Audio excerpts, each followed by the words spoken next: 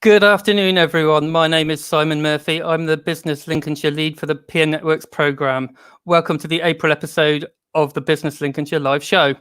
The whole aim of this monthly live show is for us to engage with businesses across Lincolnshire, share the support programmes and financial support which is available, and highlight the different sectors across the county and to answer questions you have as business owners.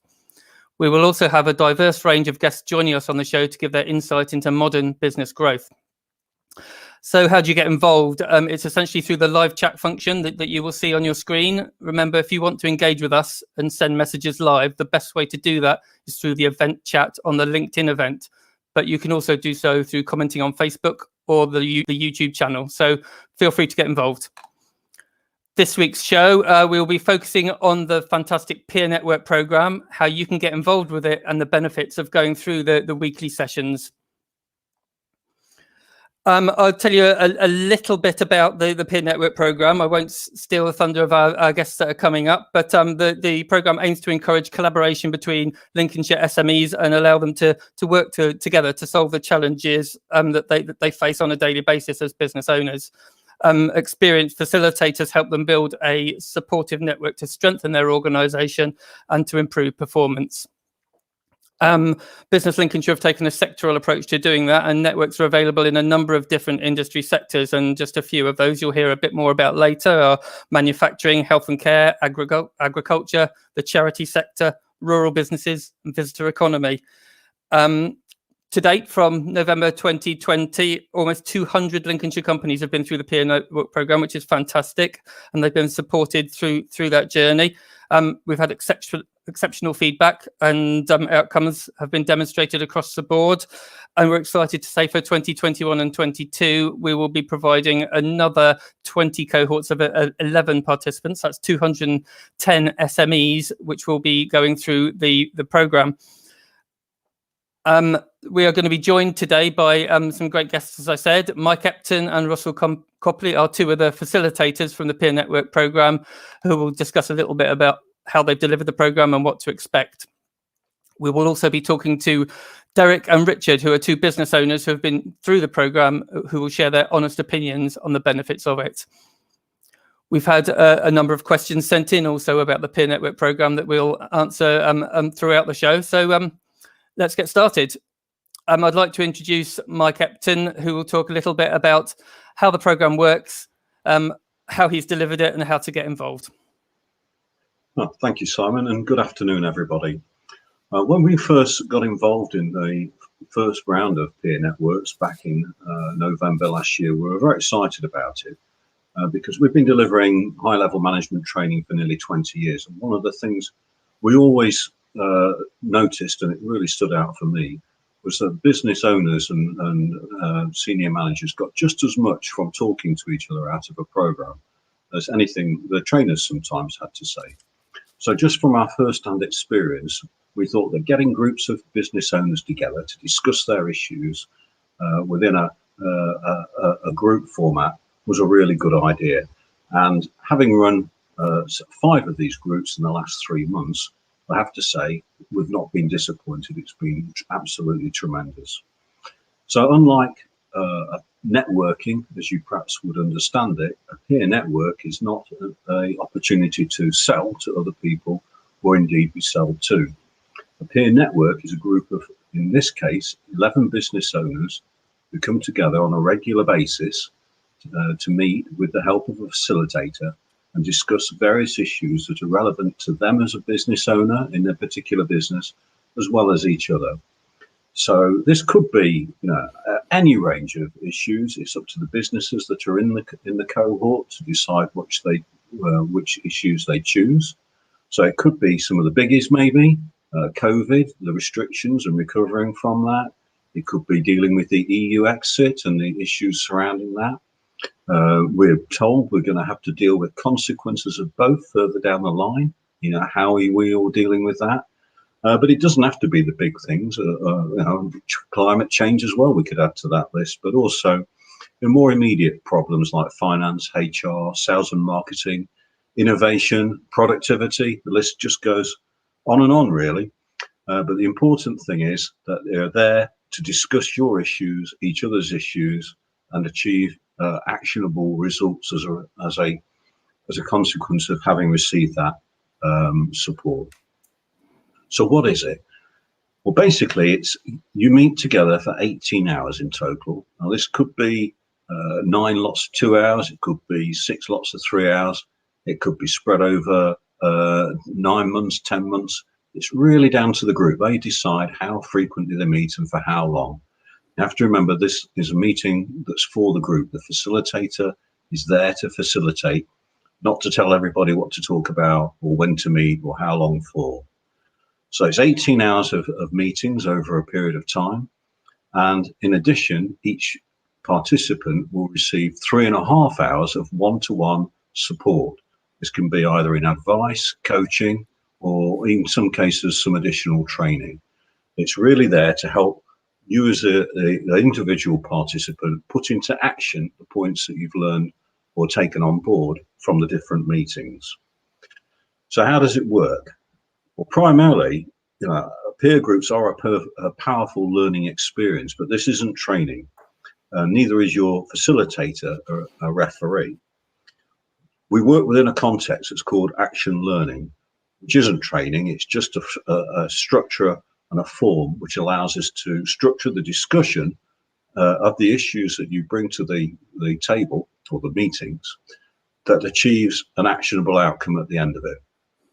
So essentially what we would be doing, we'll be asking each of the participants if they have issues they'd like to discuss, or opportunities they would like to discuss, or problems they would like to air and get support.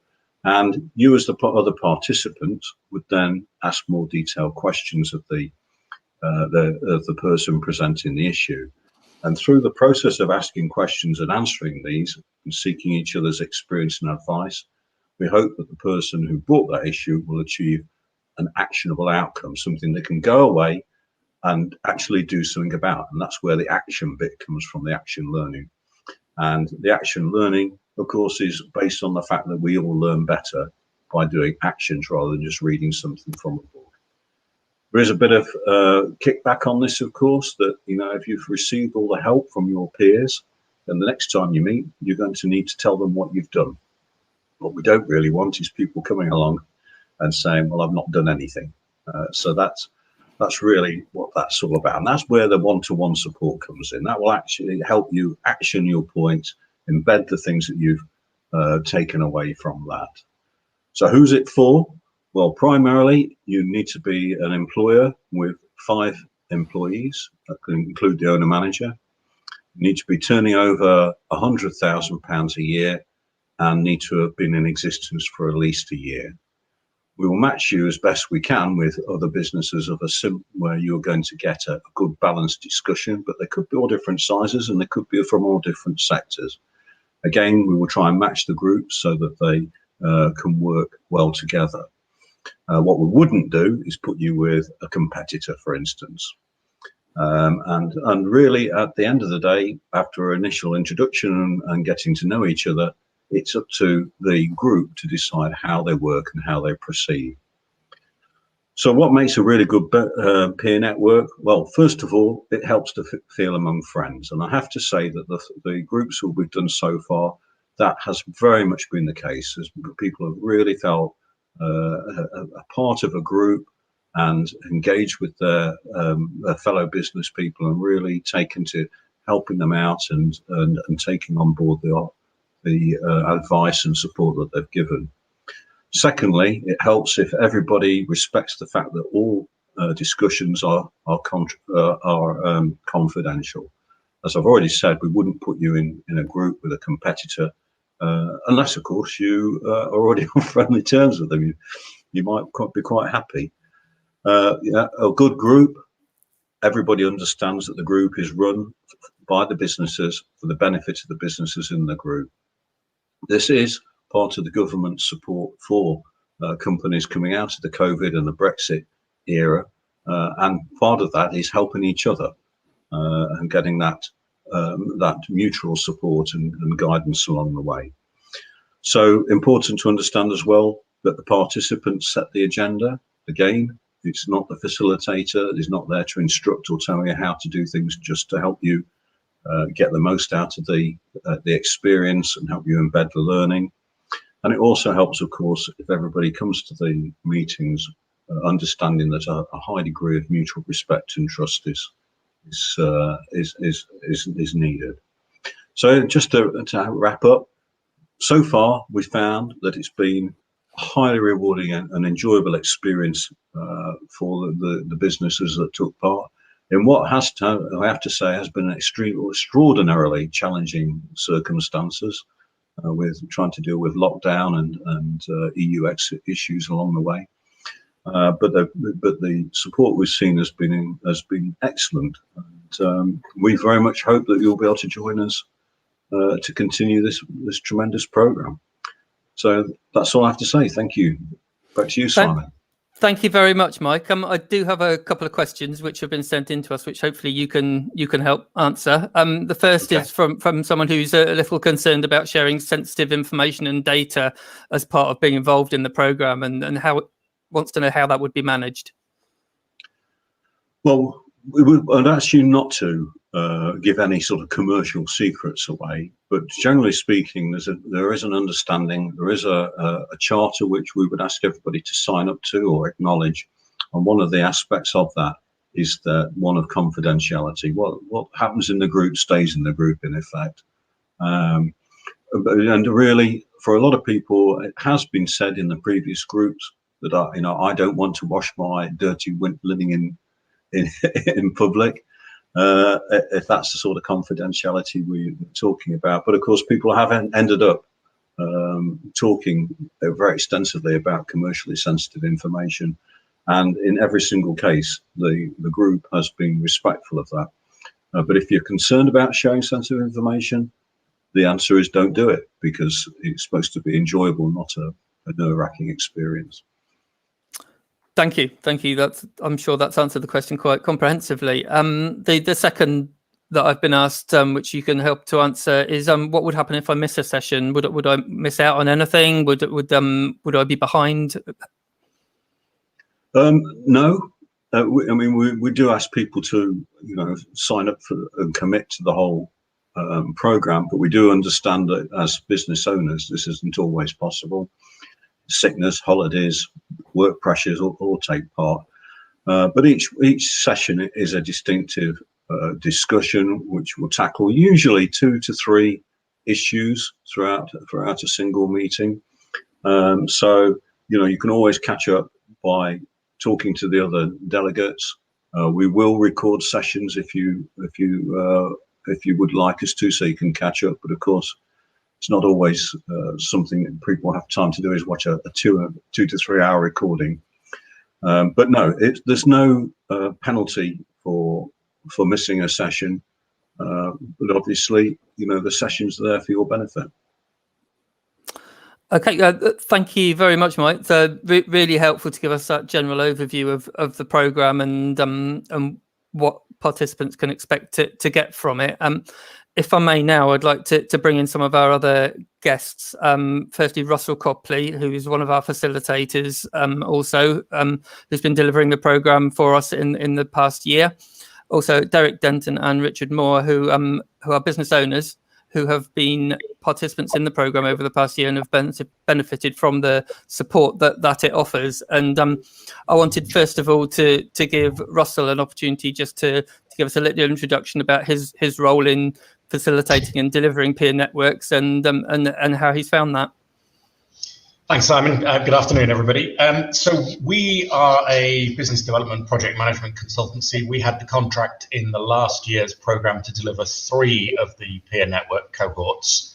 Unlike some of the others, ours were deliberately cross-sector, so there was absolutely no danger of you bumping into a competitor within the group. 2 of our cohorts were mixed gender, but we thought it would be quite interesting to see if business owners in Lincolnshire wanted to have a female-only cohort, and that worked really, really well. So in the new programme that's just about to start, we've got 2 cohorts, both again cross-sectoral. One will be mixed gender, one again will be female-only. It's interesting, when you talk to female business owners, half of them say, the last thing I want to do is be in a room full of other women. And the other half say, absolutely, being able to share my experiences, my unique insights with peers who understand some of the gender issues has really helped. So I think by giving business owners that opportunity, it's really good. A bit like Mike, the outcomes of our cohorts has been exceptionally positive. One of our first cohorts finished about a month ago, and already 10 days ago, they've met up as a group in the real world, in a hosted, semi-structured environment. So Mike talked about how the structure builds, and I think the phrase that sticks with me is building business friendships. And so this group has met already once post the formal program, and has got another meeting in about 3 weeks' time. For me, it's about collaborating, it's about support, it's also about challenge, and I think Mike used the phrase holding to account. When you're stood in front of a group of your peers and you say, I'm going to do this before we meet again, you kind of feel compelled to, because you don't want to let your new friends down. So we're really looking forward to the next 2 cohorts that we're going to be running. And if I'm honest, the thing we're looking forward to most is actually having a bit of time to do it without the rush that we had in the last programs. As I'm sure Mike will echo, the last program, which started in November, had to be finished by March, which when you're trying to build up, recruit, educate, and then run sessions was quite taxing, but it's something that worked really, really well. Back to you, Simon. Thank you very much, Russell. I've got a couple of questions which have come in, which I think maybe you might be able to help with. We've been asked about the one-to-one support. How does that work, and how did it work from your perspective as a facilitator? Okay, so as part of the commitment from the program to the participants, in addition to the 18 hours of workshop content, every participant is entitled to at least 3.5 hours of one-to-one support. Now, that one-to-one support is facilitated by the facilitator. It doesn't need to be delivered by the facilitator. In our experience, most of it was actually delivered by the facilitator, and it's to pick up on issues that were raised in the peer network workshops that might need a little bit more fleshing out, or might need some hand-holding, or might need some support, advice, and guidance to help businesses deliver. So by way of example, in the cohorts that we ran last year, somebody wanted some specific support around funding applications. And through the discussions in the peer network, we'd identified a source of funding that this particular business owner could tap into. And by using some of that one-to-one support, we were able to support him in developing a funding application and getting a funding application done. And one of the other areas that was really successful in the other cohort that I personally managed, facilitated, was around business introductions. So as you develop your business friendships, so you as the participant become friends with 10 other participants, you then might say, well, look, what I'm really looking for is an expert in digital printing, an expert in label printing, an expert in no matter what it was. And we were able, through some of the one-to-one support, to be able to open doors and effect really, really useful business introductions that are handheld and introduced, rather than just, here's a LinkedIn contact. Thank you, Russell. Really helpful. If I may now, I'd like to bring in our 2 other guests. Perhaps we can start with you, Richard. Just really to tell us a little bit about your experience of being involved in the programme, and how it felt to be involved, and the benefits you think that you've gleaned from being a participant. Yeah, thank you, Simon. Yeah, I mean, mine was the end of January. I think my cohort started, my peer network cohort. It was a really enjoyable experience, and obviously very timely, because that was bang in the middle of second lockdown for us. So we were, we're all going through challenges. So I think right from session 1, Russell was our facilitator, and we had a really honest conversation about the challenges everybody was facing. So it was good to be able to not just be in your own bubble of trying to talk about work out solutions to what you were going through, but actually have other people's opinions. So that was a massive benefit. It was like a mastermind. I kept saying it's this mastermind where you can talk to other people of varying experiences and just get honest feedback about what you're going through. So that was something that I felt was huge from the peer network, going through that and having people that were actually going to just listen to your problems and give you their honest opinion based in their experience. And we had a diverse group in our cohort, people who've been running businesses for 1 or 2 years and people who've been in for 20, 30 years. So I think that diversity was really good as well. The other things, as Russell touched on, was the sharing of LinkedIn contacts, us all saying to each other, is there anyone who I'm connected to on LinkedIn that you want introducing to? You know, that was a real proactive way of just opening a door for other people in our group. You know, there was no benefit from any of us. It was just sort of saying to everyone else, you know, look through my LinkedIn contacts and anyone you want introducing to, I'll do the introduction. So that was a very proactive way. And that accountability that Mike and Russell touched on, I think at the end of every session, you had sort of things you said, that's what I'm going to do before the next session. And it just made you take action. There was no sort of escaping the fact you had to stand up in the next session and say what you'd done or hadn't done. So that was my experience of it, you know, very positive at every step. And just friendships that we've already since it finished at the end of March, we've already continued, and we've discussed, as Russell said, about us getting together once every 3 months or once a year, and just meeting up as a group and seeing how we're all getting on and helping each other keep moving forward. So that's great. And the one-to-one support, which Russell touched on just now, did you find that beneficial? Yeah, it really was, because there were a couple of things that that I hadn't really anyone else to talk to about, and I was going through at the time that I just Russell pulled out of me, and we really dug into the different areas, a lot of the suggestions that came out of that one-to-one support we actually actioned in my business, and we've just accelerated our growth in the last few months. It's busier than it's ever been in the 6 years we've had the business. Now it's not all down to Russell, but I'll give him fair credit that he made us focus on the right areas, and he just stripped away all the noise and said, right, these are the areas to focus on, and we went off and did that. So again, very, very useful. And you felt, that you could just bare your soul. It wasn't something that you felt was going to ever be shared with anyone else. So again, it's just useful in business to have that sort of forum to be able to do that, isn't it? So. Fantastic. And did you find, some people may be worried a little bit about the time commitment for the program, and that they're all busy business owners and a lot to do on any given day to connect with their customers, and the administration that it takes to run a business. Is it too much? Is it manageable? I don't think so. I think we all agreed in the first session that you have to make time to build your business. There's no escaping that. And this was just part of that commitment. When you're busy in business, as everyone who runs their own business is, you've got lots of pulls on your time, but also just having that discipline of making time to do things. And as I say, take actions on that time. It wasn't just going through a 2-hour session and then nothing happening. You were actually doing other things as well. I think it's that discipline you get into by doing that, and I've continued it now in different areas. I'll use it for training and things like that. So it's I think the time commitment's always things when you're busy. You think, how on earth am I going to find 2 hours? And you actually think, when you analyse what your day looks like, well, there's plenty of time I can move around and find that time.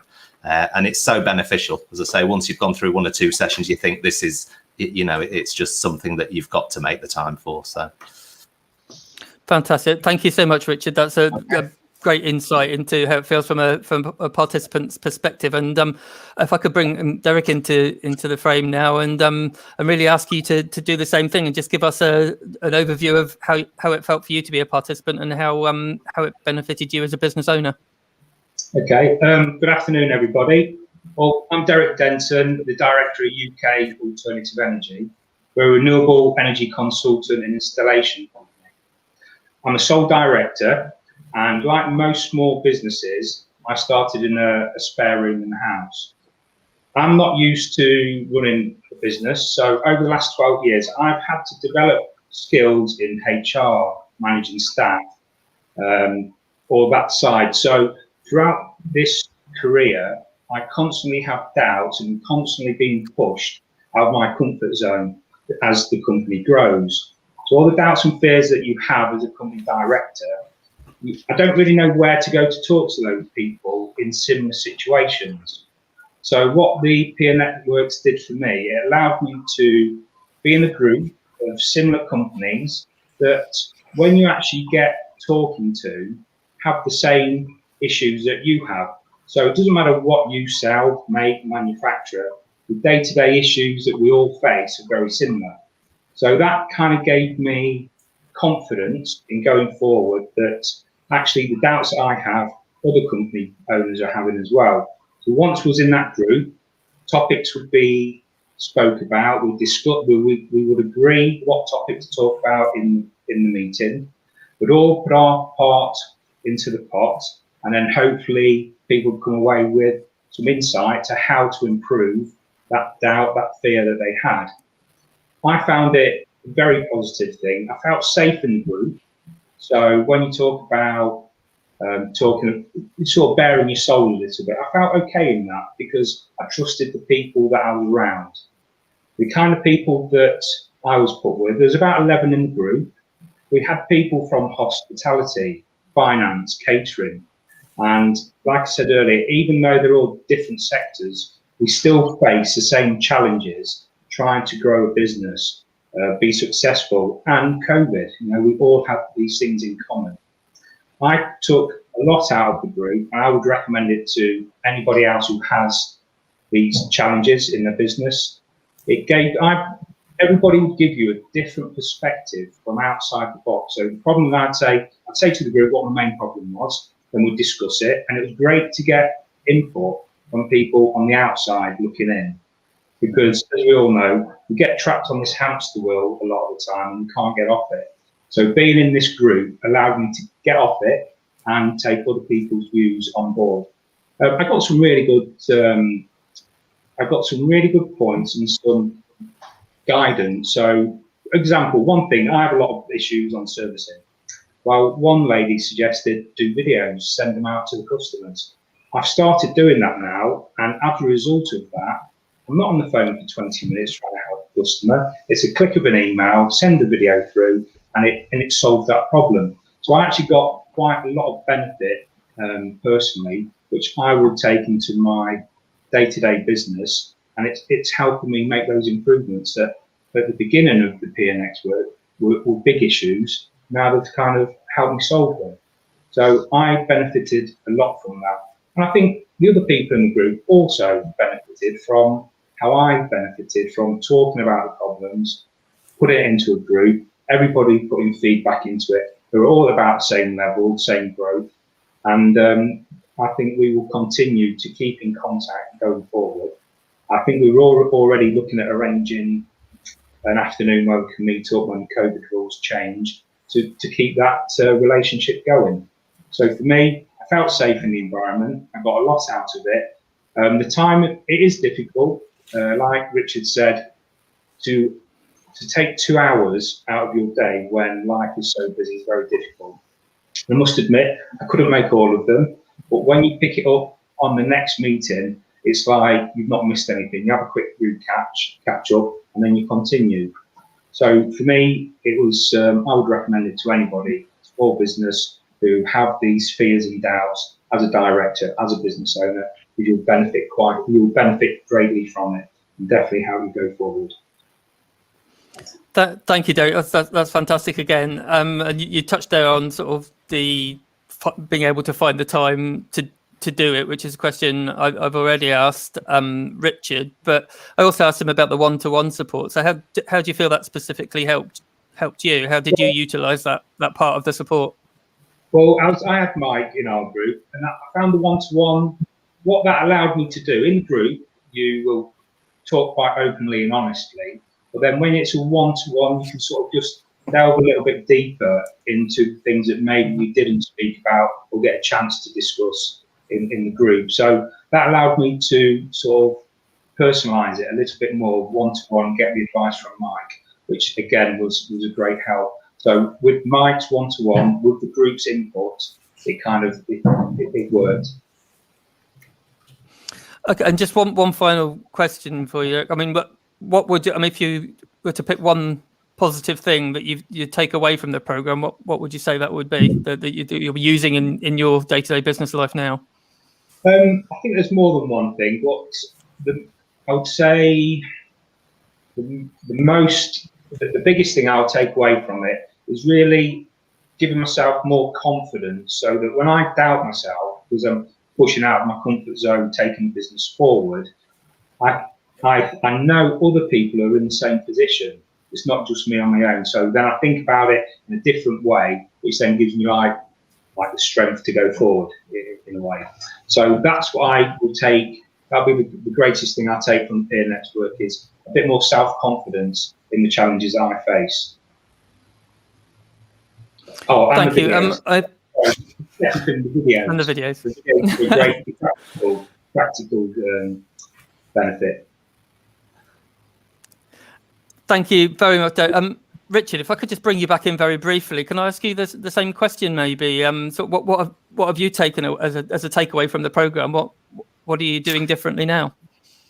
I think it was, as I say, it was the advice that we came up with in the one-to-ones. We sort of planned a strategy around coming out of COVID. We planned the strengths of the business and to focus on those, some areas that we wouldn't focus time on. So so a lot of those things going forward are what we've really since beginning of April have been focusing on, and March.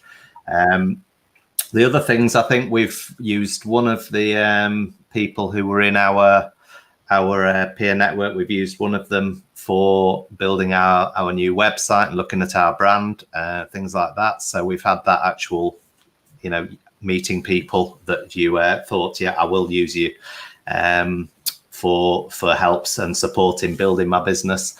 I've offered our services to a couple of the others as well, even though it wasn't really networking in that way. They sort of approached us to help them with business growth strategies and helping them with helping them with their own digital marketing side of the business. So and that was all identified in the sessions, people just saying, I could really do with help with marketing, with lead generation, sales and customer acquisition. Some of those things came up in the sessions. So it's just natural that you can, give things, whether you get anything back or not, doesn't matter. You just give as much as you can. So we had a few Zoom calls after the sessions with people and just help them.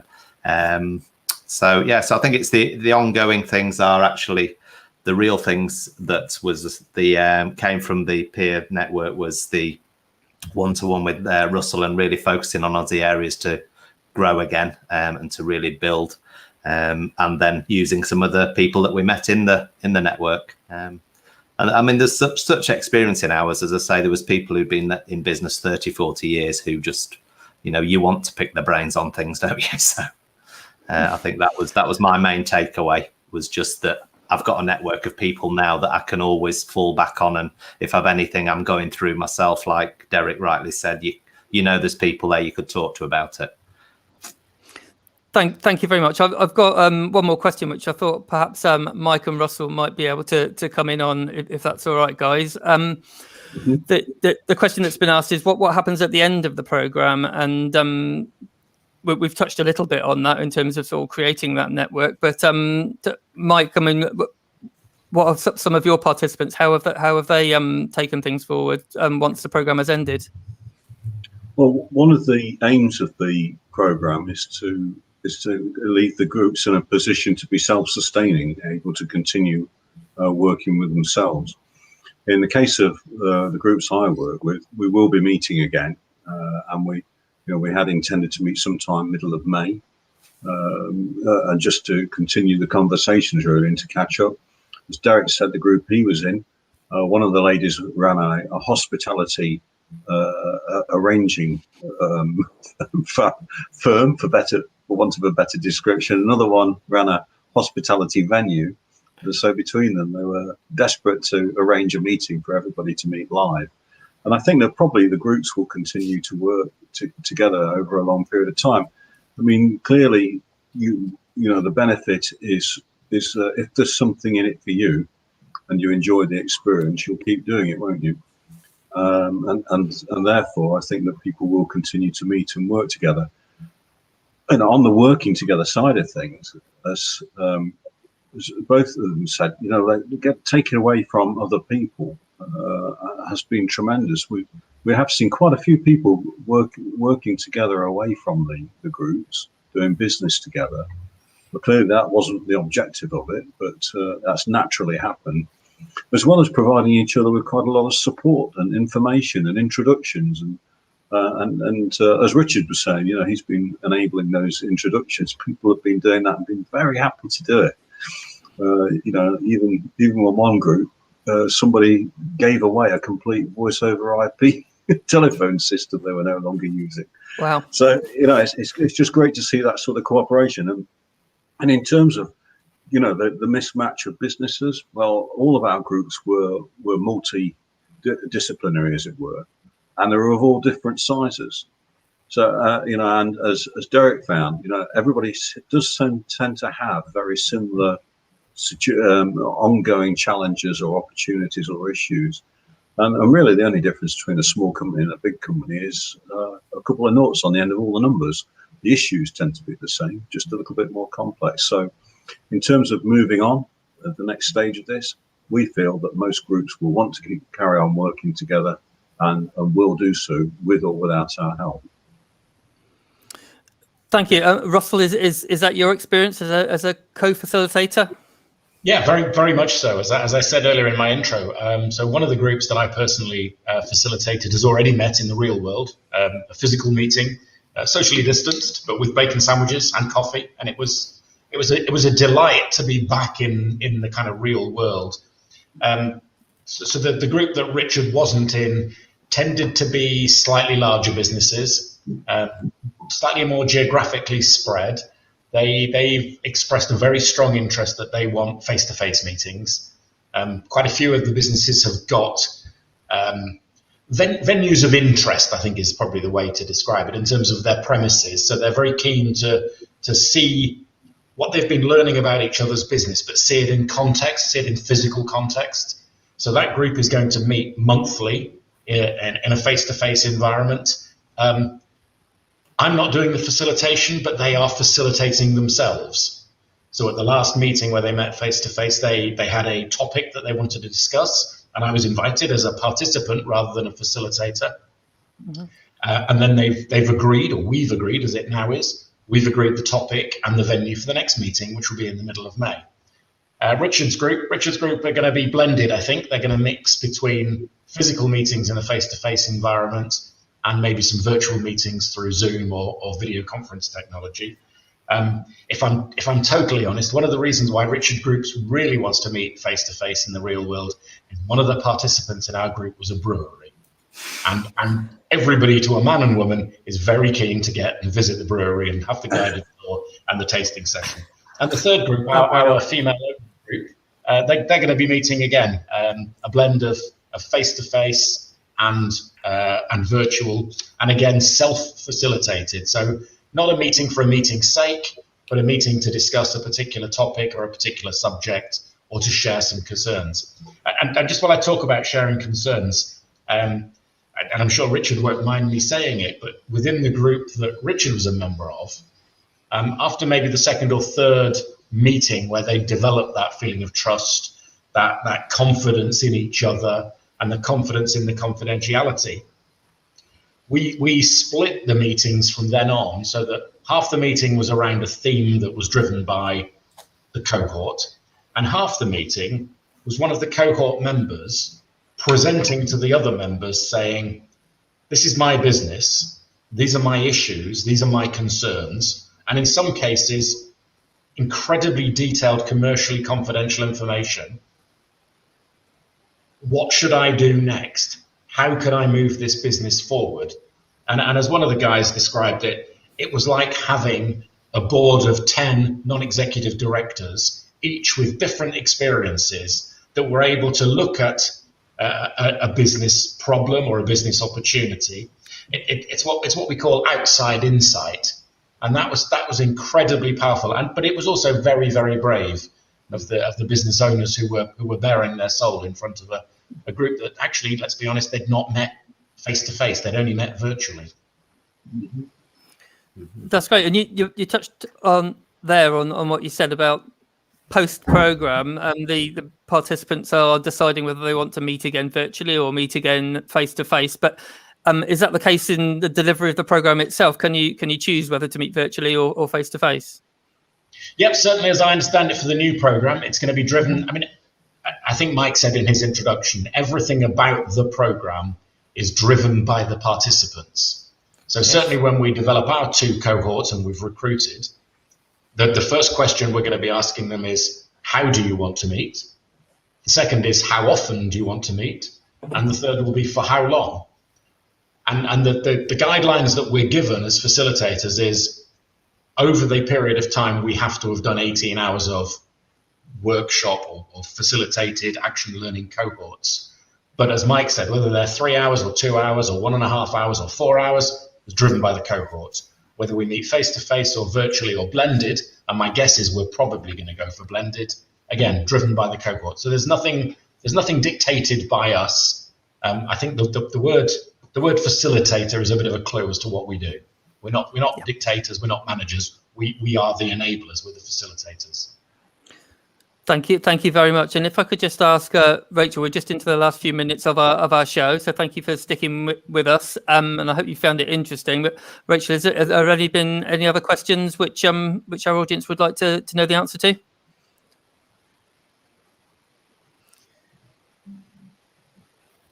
Okay. Nothing specific has been raised, and I think we've gone through an awful lot in the time we've had there. So I hope that you've all had your questions covered, and you found it interesting, and it's inspired you to get involved in peer networks. And if you've not been involved in it already, to sign up. We'd love you to take advantage of the peer network program, which as we've said is absolutely fully funded. To get involved, we'd like you to go to our Business Lincolnshire website, businesslincolnshire.com, and if you just use the search function on there to put in peer networks, you'll bring up a host of information there, and it will give you contact details of all the facilitators who are running peer networks for us going forwards for the next year, and all of the different sectors which they're covering. As we've said, there are some specific sectors in there which might cover your business, or you might prefer to be involved in a general sector, which Russell and Mike are both running general cohorts, which will be a variety of different businesses and sectors.